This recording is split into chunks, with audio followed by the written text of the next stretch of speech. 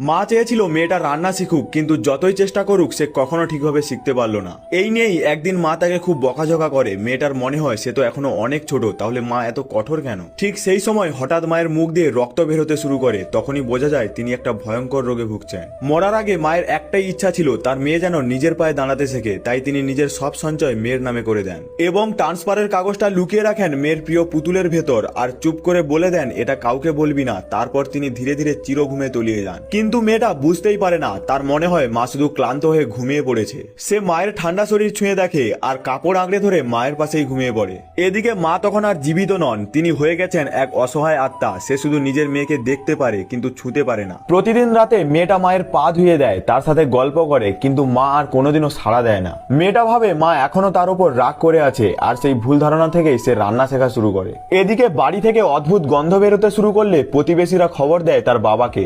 দরজা খুলতেই বাবা ভয় পেয়ে স্থির হয়ে যায়। সৎমা ঠান্ডা গলায় বলে তোমার মা আর নেই। এই কথাটা শুনে মেয়েটার পুরো দুনিয়া ভেঙে পড়ে। সে বারবার বলতে থাকে না, মা শুধু ঘুমাচ্ছে, কিন্তু কেউ তার কথা শোনে না। পাহারাদার ডেকে মায়ের মৃতদেহটা সরিয়ে নেওয়া হয় আর অসহায় মেয়েটা শুধু দাঁড়িয়ে দাঁড়িয়ে কাঁদতে থাকে। বাবা তাকে নিজের বাড়িতে নিয়ে আসে, কিন্তু সেই দিনই তার জীবনে শুরু হয় আর এক দুঃস্বপ্ন। বাবা কাজের জন্য বের হতেই সৎমার আসল চেহারা সামনে আসে। সে হুকুম দেয় যা আমার জন্য চা বানিয়ে আন। মেয়েটা একটু দেরি করতেই সে রাগে ফেটে পড়ে। সবকিছু দেখেও মায়ের আত্মা কিছুই করতে পারে না, তার বুকটা যেন ভেঙে টুকরো হয়ে যায়। এখন মেয়েটার ওপর চাপিয়ে দেওয়া হয় পুরো বাড়ির কাজ। একটুখানি ভুল হলেই তাকে খেতে দেওয়া হয় না। ক্ষুধায় তৃষ্ণায় কাতর হয়ে সে রাতে খালি পায়ে রাস্তায় বেরিয়ে পড়ে। মানুষের কাছে খাবার চায়, কিন্তু কেউ তার দিকে ফিরেও তাকায় না। ঠিক তখনই এক ক্লান্ত ড্রাইভার তাকে দেখতে না পেরে গাড়ি চালিয়ে দেয় তার দিকেই, আর সেই মুহূর্তে মায়ের আত্মা ছুটে এসে তাকে জড়িয়ে ধরে। পরের মুহূর্তেই সবকিছু বদলে যায়। মা নিজেকে খুঁজে পায় এক রহস্যময় জগতে। সেখানে এক বৃদ্ধ আত্মা তাকে বলে তোর মেয়ের ভালোবাসা আর কষ্টের টানেই তুই আবার ফিরে যেতে পারিস।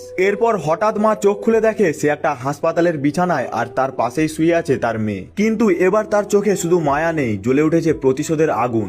নেক্সট পার্ট খুব তাড়াতাড়ি